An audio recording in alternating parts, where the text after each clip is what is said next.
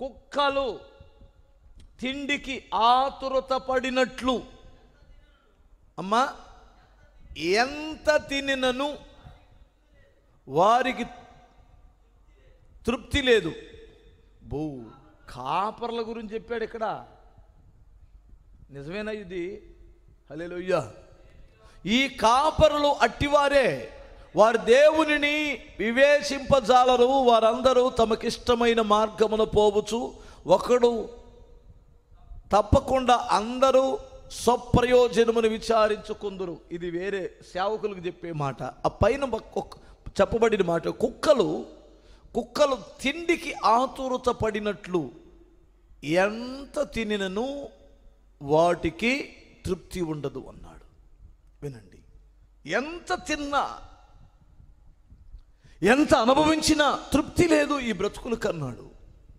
మనం లోకంలో అదే చూస్తున్నాం కదా. మీరు గమనిస్తేనండి, ఈ కన్నులకి ఎంత చూసినా టీవీ ముందు రాత్రి మొదలు కళ్ళు ఎంతలోపు లోపలికి వెళ్ళిపోయినా చూస్తానే ఉంటారు. తృప్తి ఉంది కళ్ళకి. మీరు కొన్ని కొంపల్లోకి వెళ్తే, ఇదిగో ఇటు నుంచి ఒక ఇల్లు కనపడింది, అది కదా ఇల్లే. నేను అటు నుంచి చూస్తున్నప్పుడు వాళ్ళు నిద్రపోతూనే ఉంటారు, ఆ పిల్లలు పడుకుంటారు, టీవీ ఆడుతూనే ఉంటుంది, టీవీ వస్తూనే ఉంటుంది టీవీ. అంటే దాని అర్థం ఏంటి? ఇంక పడుకునే ముందు నాపాలి కదా, ఆపరు. చూసి ఇంక ఆపుదామలే, ఇంకొంచెం చూసి పడిపోతారు, నిద్రపోతారు. మీలో ఎంతమంది ఉన్నారో స్తోత్రం చెప్పగలరా? ఇక కాసేపు చూసి అలా నిద్రపోయి అర్ధరాత్రి ఎప్పుడో లేచినప్పుడు ఆపుకుంటారేమో తెలియదు. అది అప్పుడు దాకా వస్తానే ఉంటుంది అది. అంటే ఎంత చూసినా దీనికి తృప్తి లేదు ఈ కళ్ళకి. ఎంత తిన్నా ఈ కడుపుకు కాదు, కడుపు, నోరు, అంటే నోరేనా? నోరు కావాలంటదే, నాలుగు కావాలంటదా, కళ్ళు కావాలంటాయా? కడుపు వద్దంటది. కరెక్ట్ చెప్పాం. కళ్ళేమో కావాలంటది, కడుపేమో వద్దురో బాబో ఇప్పటికే ఉబ్బిపోయిందిరా కడుపు, వద్దురా నాయన అంటది. కళ్ళేమో ఇంకొంచెం అంటుంది. అంటే తృప్తి లేదు ఈ కళ్ళకి. ఈ నాలుగు తృప్తి లేదు. మొన్న ఎవరు అంటున్నారు, అన్నా టేస్టు ఇదిగో ఇంతవరకే ఉంటుంది, టేస్టు నాలుగు ఇంతవరకే. ఈ కడుపుకేమో అసహించుకుంటుంది, కానీ ఇంతవరకు మాత్రం కావాలంటుంది. ఈ కొంచెం కానీ దాటితే చెత్త తిన్నట్టు ఉంటుంది. గొంతులోకి వెళ్తే చెత్తే కదా, నువ్వు ఏది తిన్నా సరే దానికి టేస్ట్ ఉండదు. ఈ అంగిలి ఉంటుంది చూశారు, నాలుగు పైన అంగిలి, ఆ రెండు కానీ టచ్ అయితే అప్పుడు మనకు టేస్ట్ దొరికింది. అందుకని మనం నాలుగు అప్పుడప్పుడు పైన అంగిలి కంటిస్తూ ఉంటుంది. అంటే కానీ నీకు అది ఆ టేస్ట్ అర్థం కాదు. మీరు ఉప్పు ఎక్కువైందా తక్కువైందని టేస్ట్ చూస్తారుగా, కొంచెం చప్పిడి చూస్తారుగా. ఆ చప్పిడి చూసేటప్పుడు ఎవరైనా అనుకోండి, చప్పిడి చూసేవాళ్ళు చేతులు ఎత్తండి. నాలుక మీద పెట్టుకుంటే నీకు టేస్ట్ అర్థం కాదు. ఎందుకంటే నాలుగు తిని తాటిమట్ట అయిపోయింది. దీనికి ఏం అర్థమై సావదు. ఆ అంగిలి అది కానీ టేస్ట్ చూడటం లేదు. అందుకని ఈ కొంచెం దాటితే లోపలికి వెళ్ళడం ఎందుకు, ఈ ఒళ్ళు రావడం ఎందుకు, ఈ బీపీలు, షుగర్లు, లేదంటే ఈ గందరగోళాలు ఎందుకు అనిపిస్తుంది. కానీ నాలుగు మాత్రం ఆ టేస్ట్ చూడగానే తినాలనిపిస్తుంది అని చెప్పారు ఒకళ్ళు. అంటే తృప్తి లేదు జీవితానికి. అయితే క్రైస్తవుడు నీ ప్రభు దగ్గరికి వెళ్ళాలంటే తృప్తి కలిగి బ్రతకాలి. క్రైస్తవుడు నిత్య జీవానికి వెళ్ళాలంటే ఈరోజు ఆ వంశావళిలో చేర్చబడినట్లు మనం పరలోక రాజ్యములో చేర్చబడాలంటే మనం తృప్తి కలిగి బ్రతకాలి. కానీ పరిశుద్ధ గ్రంథములో భక్తులు వారు ఎలా తృప్తి కలిగి బ్రతికారో ఒకసారి మనం ఆలోచిస్తే చాలా అద్భుతమైన సంగతి మనం గమనిస్తాం. కీర్తన గ్రంథం 17వ అధ్యాయం 15వ వాక్యాన్ని చూడండి. 17:15 గట్టిగా చదవక్క. నేనైతే నీతి గలవాడనై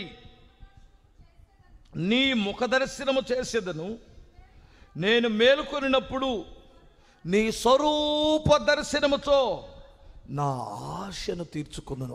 ఇప్పుడు చప్పట్లు కొట్టిగా. హల్లెలూయా. ఎంత చక్కటి మాట అండి. తృప్తి కలిగి బ్రతకడానికి దేవుని స్వరూప దర్శనముతో నా ఆశ తీర్చుకుంటున్నాను. నేనైతే నీతి గలవాడనై నీ ముఖ దర్శనము చేసేదను. నేనైతే నా పక్కన వాడితో వీడితో నాకు అనవసరం.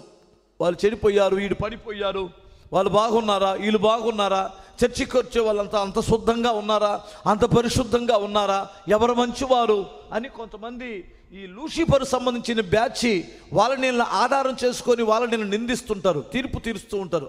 అది వద్దు మనకి. నేను వారిని చూసి చెడిపోవడం కాదు, నేను నన్ను చూసి వారు బాగుపడాలి. నేనైతే నీతి గలవాడినై దేవుని స్వరూప దర్శనముతో నేను ఆశ తీర్చుకుంటున్నాను అన్నాడు. బిగ్గరగా స్తోత్రం చెప్పండి. ప్రియులారా, మీకు అర్థం కావట్లేదేమో, నాకు తెలియటం లేదు. యేసయ్య ఒక్కసారి కలలో కనపడినా, ఒక్కసారి దర్శనంలో కనపడినా జీవితకాలం అంతా దానికి కట్టుబడి ఉంటాం. ఒక్కసారి. హల్లెలూయా. పౌలు అదే అన్నాడు, యోహాను భక్తులు అదే అన్నారు. నేను దేన్ని తాకి చూశాను, ఏది నేను నా కన్నులారా చూశాను, ఆ మహానుభావుడికి మేము సాక్షులుగా బ్రతుకుతున్నాం. నేను దమస్కు మార్గంలో వెళ్తున్నప్పుడు నన్ను దర్శించాడే, ఆయన స్వరూప దర్శనాన్ని చూశానే, ఆ దర్శనానికి నేను అవిధేయుణ్ణి కాలేను. చచ్చిపోనని చనిపోతాను కానీ మరలా తిరిగి నేను రాజీపడే బ్రతుకును.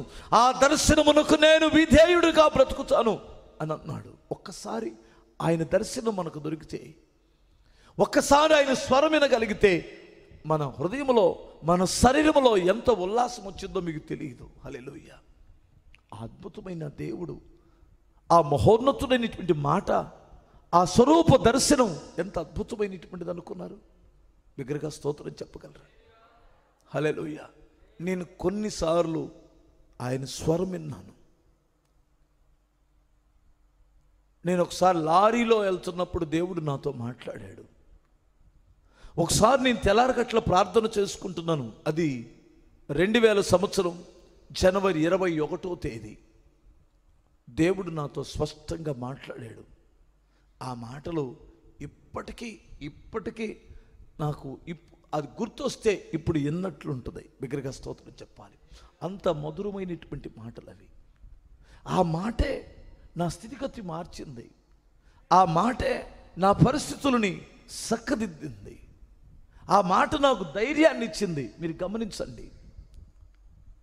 స్వరూప దర్శనముతో ఆశ తీర్చుకునేవాడు నీతిమంతుడుగా ఉన్న క్రైస్తవుడు. హల్లెలూయా. నీకు తృప్తి కలగడానికి డబ్బు కాదు, నీకు తృప్తి కలగడానికి, చూడండి మీరు గమనించండి, ఏది తృప్తి లేదండి. మీకు ఎలా చెప్పాలి? నేను కొత్త సైకిల్ కొనుక్కున్నప్పుడు మనం చాలా సంతృప్తి కలిగి, అన్న సైకిల్ కొనుక్కున్నా అన్న, ప్రార్థన చెయ్యన్నా అని వచ్చాడు. ఆ పక్కనే ఒకడో బైక్ తీసుకున్నాడు, ఆడబెట్టాడు. వీడు మనసు ఎడిపోయి చెప్పండి ఒకసారి.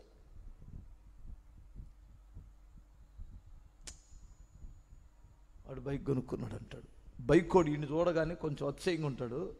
4 రోజులు వచ్చిన తర్వాత వాడు తోటోడు ఎవడో కారు వేసుకొని వస్తాడుగా, సిగలిగి చూస్తాడు.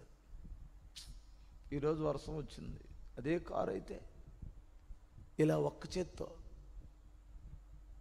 ఒకడు హెయిర్ స్టైల్కి ఇలా అనడో, స్టైల్ గాడీడు ఇరుసుకోవటం, మహా ఇరుసుకోవడం. అది ఇలా తిప్పరాదు, ఇలా తిప్పుతుంటాడు. అలా తిప్పు కదా కత్తి మహేష్ ఆ పని చేశాడు ఆ డ్రైవరు. వాడు డైరెక్ట్గా వెళ్ళి గుద్దేశాడంట లారీని. ఎంత దారుణమో, ముఖం పచ్చడైపోయింది పాపం.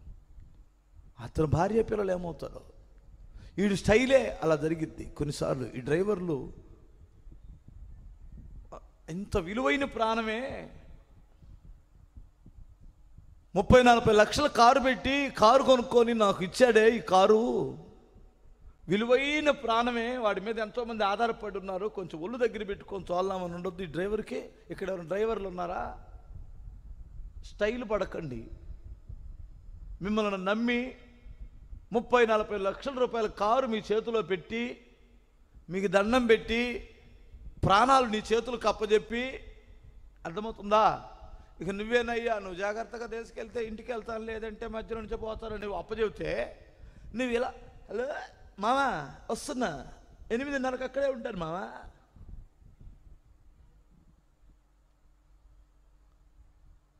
అండి ఏంటి ఉన్నారా, డ్రైవర్లు ఉన్నారా? ఈ మధ్యకాలంలో అంతకుముందు అయ్యా నీకు నెలకు ఒక 12,000 ఇస్తాను, 13,000 ఇస్తాను అంటే కుదరదన్నా. ఆల్టింగ్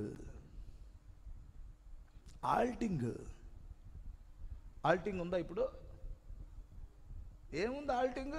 ఎవడు వెళ్తున్నాడు టూర్లో? ఆల్టింగ్ కాదు, వీడి పని ఆల్ట్ అయింది. స్థిరమైనటువంటి ఉద్యోగం ఉన్నటువంటి వాడు వేరు కదా.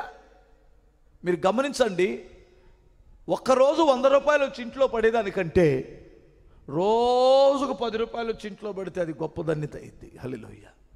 మీరు గమనిస్తే కొంతమంది ఉద్యోగం చేయకుండా మానేరు. అప్పట్లో కూలికి వెళ్తే 15 రూపాయలు, 20 రూపాయలు, 25 రూపాయలు వస్తాయి. కానీ ఉద్యోగంలో జాయిన్ అయితే రోజుకు 3.5-4 రూపాయలు ఇస్తున్నాడు. ఎవడికి కావాలని ఎవడో అసలు గవర్నమెంట్ ఉద్యోగాలకు వెళ్ళలా.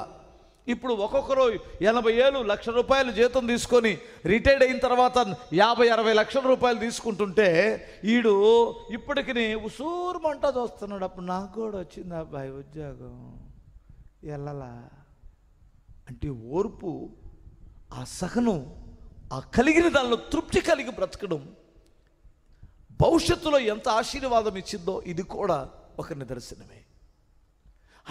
ఈడు సైకిలోడు కారోడు, అదే బైకోడు కారోడు వైపు చూసి ఆశపడతాడు. గుడిసెలో ఉన్నటువంటి వాడు రేకుల షెడ్డు, అబ్బా వాడు ఎంత దండు అనుకుంటాడు, నాకు అది వస్తే బాగుండు. ఆడేమో ఇంకొకడు 1,00,000 రూపాయలు ఉన్నటువంటి వాడు పక్కన 2 లక్షల రూపాయలు నిలబడ్డాడు అనుకో, ఈడైపోతాడు. ఇప్పుడు వాడు గొప్పోడు అయిపోతాడు. 10 లక్షల రూపాయలు ఉన్నటువంటి వాడి దగ్గర 1 కోటి రూపాయలు ఉన్నాడు, 10 లక్షలు 20 లక్షలు చాలు, ఆడి ముందు ఎందుకు పనికిరాడు? ఎవడ గొప్ప ఇక్కడ? ఎవడ గొప్ప అండి? అసలు తృప్తి ఏంటి చెప్పండి? నేను 2-3 కోట్లు సంపాదించాను, మరి ఏంటనుకున్నావు అన్నావు. 2-3 కోట్లు సూపరు, కానీ నీకంటే 5-6 కోట్లు సంపాదించినటువంటి వాడి దగ్గరికి వెళ్ళగానే నువ్వు అబ్బా ఇడికి చాలా ఉంది అనుకుంటాడు కదా. అసలు గొప్పవాడు ఎవడో తెలుసా? తృప్తి కలిగి బ్రతుకుతున్నటువంటి వాడు. బిగ్గరగా స్తోత్రం చెప్పాలి. ఒక అతను చేపలు పట్టడానికి వెళ్ళేవాడట. చేపలు పట్టుకోవడానికి వెళ్ళేటువంటి వాడు అన్ని దొరకగానే తప్పును ఆపేసి వచ్చేసి అమ్ముకొని ప్రశాంతంగా తిని ప్రార్థన చేసుకొని చాలా నెమ్మది కలిగి ఉండేవాడు. చాలా సీనియర్, మంచి ఎక్స్పర్ట్, బాగా పట్టగలిగినటువంటి వాడు చేపలు. ఆ పక్కన ఉన్నటువంటి వాడు ఎవడో అన్నాడు, ఏమయ్యా నువ్వేంది అప్పుడే ఇంటికి వెళ్తావు, నువ్వు బాగా చేపలు పట్టే ఆ ఎక్స్పీరియన్స్ ఉంది కదా నీకు, మంచి సీనియర్ కదా, బాగా పట్టు అన్నాడు. పట్టుతున్నానుగా అన్నాడు. అది కదా, అంతవరకు కదా, 2 బోట్లు కొను, 10 మంది పనివారిని పెట్టుకో, బాగా సంపాదించు అన్నాడు. 2 బోట్లు కొంటే ఏమైంది? డబ్బు సంపాదిస్తావు. రాత్రి అది ఇంకా బాగా 10 మందిని పెట్టి బోట్లు కొని అది చేసి ఏమొచ్చింది? డబ్బు సంపాదిస్తావు. డబ్బు సంపాదిస్తే ఏమొస్తుంది? బాగా ఇంకా ఏదైనా సంపాదించవచ్చు, ఇల్లు, వాకిళ్ళు, పొలాలు, అవి సంపాదిస్తే ఏమొచ్చింది? సుఖపడవచ్చాయా కూర్చొని అన్నాడు. ఇప్పుడు నేను చేసేది ఏంటి అన్నాడు.